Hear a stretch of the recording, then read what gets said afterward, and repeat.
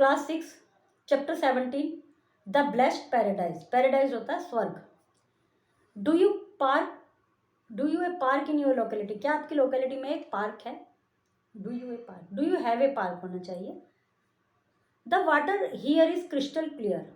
पानी यहाँ बिल्कुल साफ है। इसमें जो पोएट हैं वो प्रकृति की सुंदरता का वर्णन कर रहे हैं और पढ़ते हैं पोएम को। The water here is crystal clear, the air is fresh and pure. यहाँ पानी बिल्कुल क्रिस्टल क्लियर है, हवा बिल्कुल फ्रेश और प्योर है। Tranquillity all prevailing, would any heart एलियो। जो ट्रैंक्विलिटी है, शांति है, वो चारों तरफ फैली हुई है, एक मिठास है वातावरण में। क्या इसमें किसी का हृदय अट्रैक्ट होने से रुकेगा क्या? हर किसी का हृदय, हर किसी के दिल को ये ऐसा माहौल लुभा सकता है। Enraptured, thus I say aloud, as if quiet in a gale, what heavenly place could this be? Would anyone kindly tell? मतलब बहुत अधिक प्लेजर से भरकर, बहुत अधिक खुशी से भरकर ये पोइट कहता है कि आई से अलाउड, मैं तेजी से चिल्लाया, क्या कोई मुझे बताएगा कि ये कौन सी जगह है, ये कौन सा स्वर्ग का स्थान है? कोई मुझे बताएगा?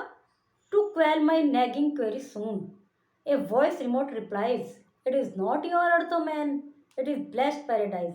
मेरी क्योरीज को, मेरे जो प्रश्न था दिमाग में, मेरी जो आशंका थी, उसको तुरंत शांत करते हुए, उसको तुरंत दबाते हुए, नैगिंग मतलब मेरी जो दिमाग में था कि ये कौन है, तो एक आवाज़ आई, एक पेनफुल और वरिंग, इसका मतलब है नैगिंग का। तो एक आवाज़ आई कि ये तुम्हारी पृथ्वी नहीं है हे मनुष्य, ये तो स्वर्ग है।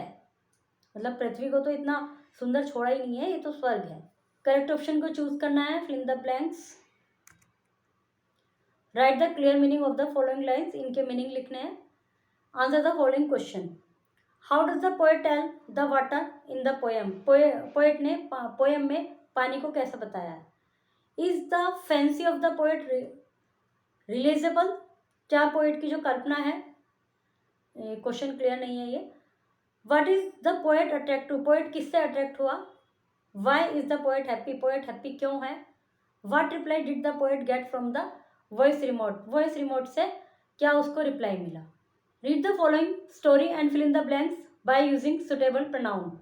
प्रोनाउन इनमें फिल करने हैं। Take turns to read your story to your partner. Pronoun वे शब्द होते हैं जो नाउन के जगह बदले में यूज किए जाते हैं। Grammar. Read the question asked by Mrs Betsy and carefully read how it has been reported. ये क्वेश्चन मिसिस बेट्सी ने पूछा है। Miss Betsy, David will you be happy if I send you to school in Canterbury. Miss बेस्टी asked, एक तो तरीका ये हो गया, इन्वर्टेड कॉमास में लिख दिया कि जैसे कि नैरेटर ने बोला है उसको एज इट इज हमने पेश किया। दूसरा तरीका ये हो गया, miss Betsy asked David, miss Betsy ने डेविड से पूछा weather he would be happy, क्या उसे खुशी होगी यदि वो उसको स्कूल कैंटरबरी में स्कूल भेजें। For reporting A question remembering the following, एक क्वेश्चन को रिपोर्ट करने में, मतलब क्वेश्चन को बताने के लिए। The reporting verb change into asked, जो वर्ब होता है जैसे सैड, वो हो जाता है चेंज आस्क्ड में। इंक्वायर्ड, वंडर्ड, क्वेश्चन, ये सब चीज़ें आ जाती हैं। इफ और वेदर इज यूज्ड बिफोर, जो कंजक्शन यूज होती है, जैसे कि सिंपल सेंटेंस में दैट यूज करते हैं, तो इसमें इफ और whether is used before the reporting verb when the question begin with the helping verb. इफ या वेदर हेल्पिंग वर्ब यूज होती हैं, वो जब यूज होती हैं जब क्वेश्चन हेल्पिंग वर्ब से शुरू होता है। हेल्पिंग वर्ब नहीं बोल दिया मैंने।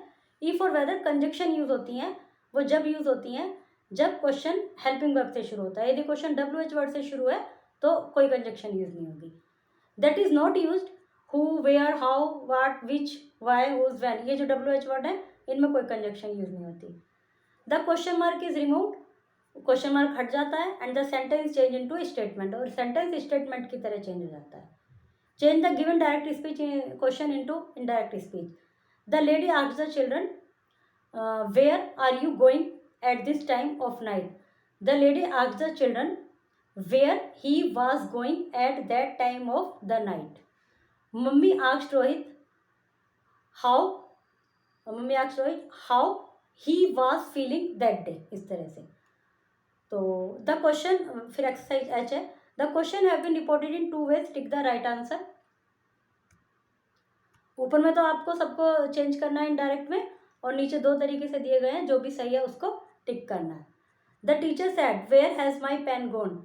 The teacher wondered where her pen had gone. The teacher was wondering where her pen had gone. पहले वाला ए सही है, तो जो भी सही है उसको टिक करना है. Report the following dialogue between Robi and his sister Lakshmi. इनको रिपोर्टेड स्पीच में चेंज करना है. जैसे जेम्स आस्क्ड, इस तरह से, why he was looking sad. फिर सोनिका ने रिप्लाई दिया. सोनिका ने कहा, Sonika asked why he had not turned up for his birthday party the previous night. इस तरह से. Okay, chapter is completed.